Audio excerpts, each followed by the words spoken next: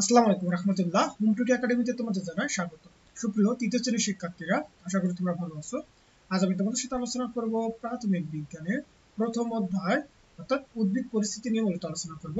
আমি আগের ভিডিওতে মূলত 1 থেকে 8 নং পৃষ্ঠা পর্যন্ত আলোচনা করছি। আমি এর ভিডিও লিংক ডেসক্রিপশনে দিয়ে দেবো, তোমরা চাইলে সেখান থেকে দেখতে পারো। তাহলে আজকে আমাদের আলোচনার বিষয় মূলত এখানে যে চলো পারি কি না দেখি, অর্থাৎ আমরা যে অধ্যায়টাকে শেষ করলাম সেই সম্পর্কে এখানে কিছু কোশ্চেন দেওয়া আছে, দেখি সেগুলো আমরা পারবো কিনা, সেগুলো আমাকে দেখতে বলতেছে। অর্থাৎ আমরা যদি এই চিত্রটা ভালো করে লক্ষ্য করি, দেখো তো এই অংশটার নাম কি, অর্থাৎ ক অংশ যে চিহ্নিত করা আছে এই অংশটা, এগুলো কি পাতা না? তার মানে কি ক অংশের নাম হচ্ছে পাতা।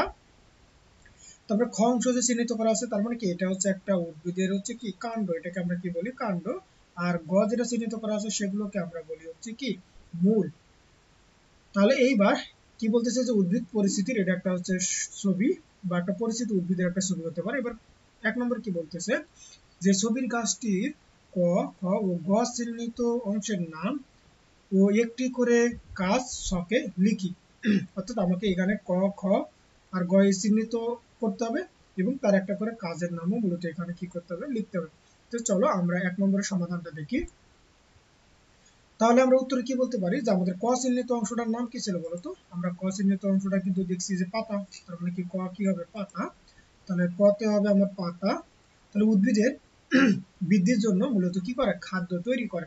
তারপরে হচ্ছে গতে কি দেখছি, সরি খতে দেখছি আমরা হচ্ছে কাণ্ড, তার মানে হচ্ছে কি, তাহলে খ অংশটা হচ্ছে কাণ্ড। তাহলে উদ্ভিদের প্রয়োজনীয় পানি ও পুষ্টি উপাদান দেহের বিভিন্ন অংশে কি করে দেয়, পৌঁছায় দেয়। এবার গ নম্বরটা আমরা কি দেখছি, দেখো তো এটা হচ্ছে কি মূল, তার মানে গতে হবে কি আমার হচ্ছে মূল। তাহলে মাটি থেকে পানি ও পুষ্টি উপাদান কি করে, গ্রহণ করে। তাহলে আশা করি এতটুকু বুঝতে পারছো। এইবার 2 নম্বর কি বলতেছে দেখো তো, যদি ক অংশটি না থাকতো, অর্থাৎ ক অংশটি ছিল আমার পাতা, যদি পাতায় যদি না থাকতো তাহলে গাছটি কি হবে এবং কেন হবে। তাহলে আমরা এর উত্তরে কি বলতে পারি বলতো, যে চিত্রে ক অংশটি হলো আমার কি পাতা। তাহলে এবার পাতা না থাকলে গাছটি মারা যাবে। কারণ কি, যে পাতা উদ্ভিদের বৃদ্ধির জন্য খাদ্য তৈরি করে, পাতা না থাকলে গাছটি খাদ্য তৈরি করতে পারবে না, ফলে খাদ্যের অভাবে গাছটি কি হবে, মারা যাবে। তাহলে আশা করি তোমরা এতটুকু বুঝতে পারছো। এবার দেখো 3 নম্বরে আমাদেরকে এখানে কি বলতেছে যে টমেটো, জবা, কাঁঠাল এবং ঢেঁকি শাক এই উদ্ভিদগুলোর বৈশিষ্ট্য ছক 1-এ একত্রে দেওয়া হলো। তাহলে ছক 1 থেকে তথ্য নিয়ে ছক 2 কি করতে হবে, পূরণ করতে হবে। তাহলে উদ্ভিদগুলোর শ্রেণীবিন্যাস করি। যেমন দেখো এখানে কাণ্ড আমার হচ্ছে কি দেওয়া আছে, যে নরম, চিকন, শক্ত, মোটা অথবা কম মোটা এগুলো হইতে পারে। তার মানে কি এই বৈশিষ্ট্যগুলো নিয়ে মূলত হচ্ছে আমাকে এই ছকটা পূরণ করতে হবে।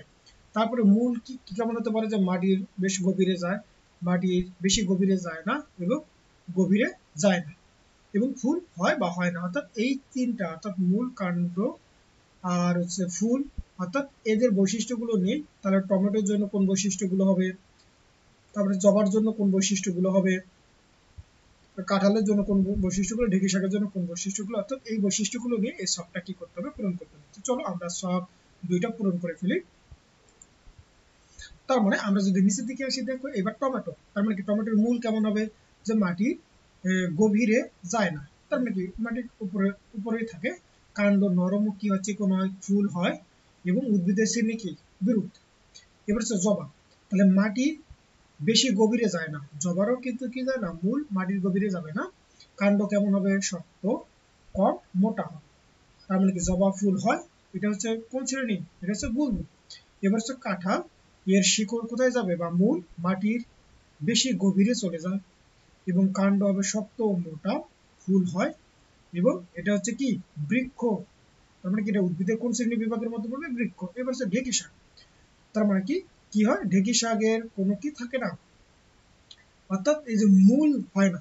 এবার কাণ্ড কি হয়, নরম ও চিকন হবে, তারপর কোনো ফুল হয় না এবং এটা কোন শ্রেণী হবে, বৃহৎ শ্রেণীর হবে। তাহলে আশা করি তোমরা এতটুকু বুঝতে পারছো।